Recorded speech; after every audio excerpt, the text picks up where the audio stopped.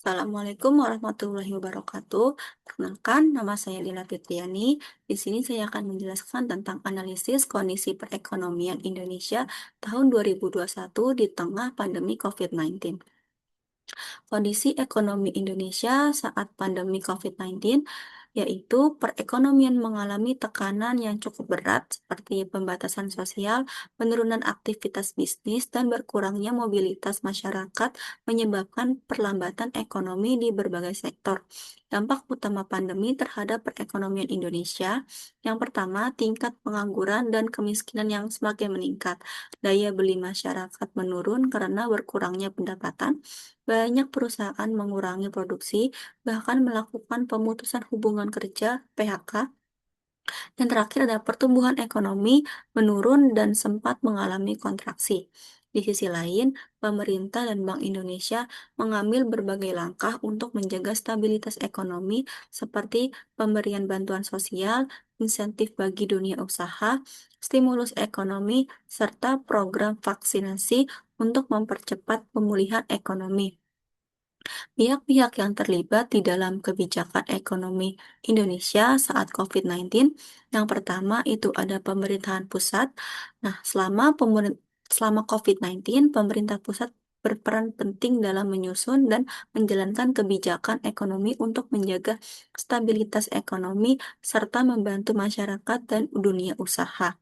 Beberapa pihak pemerintah pusat yang terlibat adalah yang pertama, Presiden Republik Indonesia berperan sebagai menetapkan arah kebijakan nasional dan strategi penanganan pandemi serta pemulihan ekonomi. Yang kedua, Kementerian Keuangan bertugas mengelola anggaran pendapatan dan belanja negara (APBN), menyalurkan bantuan sosial, insentif pajak, subsidi, dan program pemulihan ekonomi nasional. Yang ketiga ada Kementerian Perencanaan Pembangunan Nasional, yaitu menyusun perencanaan pembangunan dan strategi pemulihan jangka pendek maupun jangka panjang. Yang keempat, Kementerian Perdagangan menjaga kelancaran distribusi barang dan stabilitas harga kebutuhan pokok. Yang kelima, Kementerian Ketenagakerjaan menangani dampak pandemi terhadap tenaga kerja, termasuk program bantuan dan pelatihan bagi pekerja yang terkena PHK. Lalu ada Bank Indonesia, tugas dan peran Bank Indonesia saat pandemi. Yang pertama ada menjaga stabilitas nilai rupiah, yang kedua menurunkan suku bunga acuan, yang ketiga menjaga likuiditas perbankan, yang keempat mengendalikan inflasi, yang kelima mendukung program pemulihan ekonomi nasional, yang keenam mendorong digitalisasi sistem pembayaran.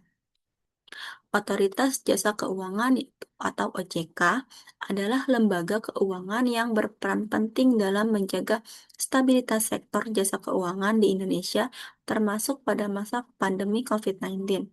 Peran OJK semakin krusial karena banyak masyarakat dan pelaku usaha mengalami banyak kesulitan pada masa pandemi. Berikut adalah perannya. Yang pertama itu menjaga stabilitas sektor keuangan. OJK bekerja sama dengan Bank Indonesia dan pemerintah untuk memastikan bank, perusahaan asuransi, dan lembaga keuangan tetap stabil. Yang kedua ada perlindungan konsumen jasa keuangan. OJK memperkuat layanan pengaduan dan perlindungan konsumen agar masyarakat tidak dirugikan oleh praktik keuangan yang tidak sehat. Yang ketiga, ada kebijakan relaksasi dan stimulus sektor keuangan. OJK memberikan kelonggaran aturan bagi lembaga keuangan seperti pelonggaran kredit dan pengaturan modal agar industri tetap bisa berjalan. Lalu yang keempat ada mendorong digitalisasi layanan keuangan. Selama pandemi, OJK mendorong layanan keuangan digital seperti perbankan online agar masyarakat tetap bisa mengakses layanan tanpa adanya kontak langsung. Lalu ada Dewan Perwakilan Rakyat Indonesia atau DPR, adalah lembaga legislatif di Indonesia yang memiliki peran penting dalam pembuatan undang-undang, pengawasan pemerintah, dan penganggaran negara.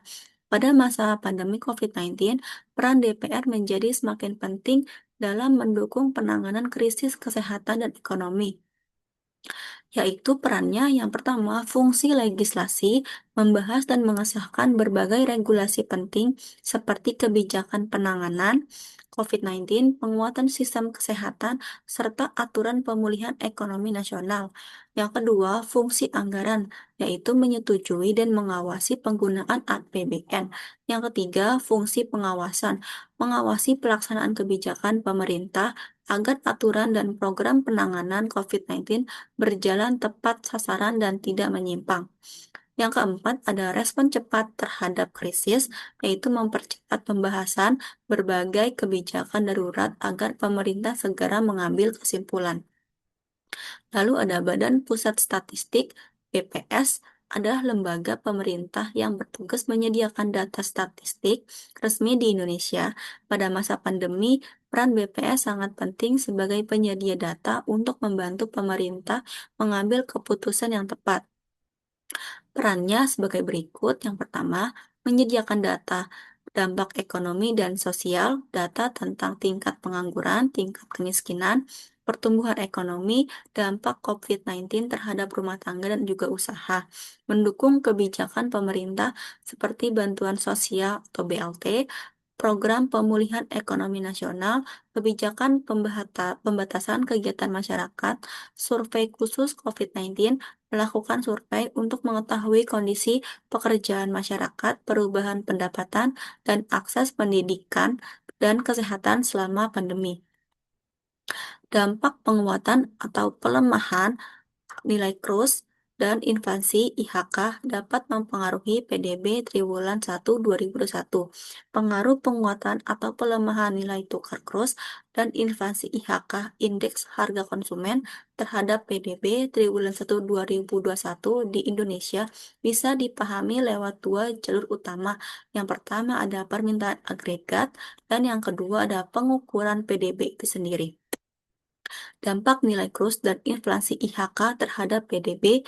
Yang pertama, rupiah menjadi lemah, USD menguat terhadap rupiah, dampaknya menjadi ekspor yang meningkat, impor menjadi turun. Yang kedua, rupiah menjadi menguat, konsumsi dan investasi bisa terbantu, barang impor lebih murah, inflasi lebih rendah. Dampak inflasi IHK terhadap PDB, yang pertama inflasinya menjadi rendah, yang kedua inflasinya menjadi menaik. Kondisi perekonomian Indonesia tahun 2021 di tengah pandemi COVID-19. Ekonomi mulai pulih dari resesi. Pertumbuhan PDB tahun 2021 sekitar 3,7%. 2021 bahkan sempat melonjak 7,07% karena efek basis rendah dan pemulihan aktivitas ekonomi maupun belum secara merata perdagangan dan sektor produksi. Ekspor relatif kuat, industri manufaktur sempat pulih tetapi terganggu gelombang Delta. Yang ketiga, kebijakan moneter dan fiskal longgar. Bank Indonesia suku bunga menjadi rendah sekitar 3,5%, pemerintahan belanja kesehatan, bansos, dan dukungan UMKM. Nah, di sini ada laporan singkat mengenai ekonomi. Nah, summary infografis tersebut menggambarkan kondisi ekonomi makro Indonesia pada April 2021 ketika perekonomian masih terdampak pandemi COVID-19, yaitu PDB. Fokus utama PDB adalah melihat kinerja ekonomi nasional pada triwulan 2021. Nilai tukar dan inflasi, perubahan nilai tukar rupiah dan tingkat inflasi perlu dipantau karena dapat mempengaruhi harga barang, daya beli, dan stabilitas ekonomi. Pertumbuhan ekonomi juga atau penguatan dan pelemahan nilai tukar dan inflasi dapat memberikan dampak terhadap PDB dan pertumbuhan ekonomi. Pihak pembuat kebijakan, itu pemerintah dan lembaga terkait berperan dalam merumuskan serta menetapkan kebijakan ekonomi nasional. Dan juga ada gelombang pandemi COVID-19 menjadi tantangan utama yang mempengaruhi stabilitas dan pemulihan ekonomi Indonesia. Kesimpulannya adalah pada April 2021, ekonomi Indonesia masih berada dalam kondisi penuh tantangan akibat pandemi. Karena itu, stabilitas nilai tukar, pengendalian inflasi, pertumbuhan PDB, dan kebijakan pemerintah menjadi faktor penting dalam menjaga serta pemulihan perekonomian. Sekian penjelasan dari saya, kurang lebihnya mohon maaf. Wassalamualaikum warahmatullahi wabarakatuh.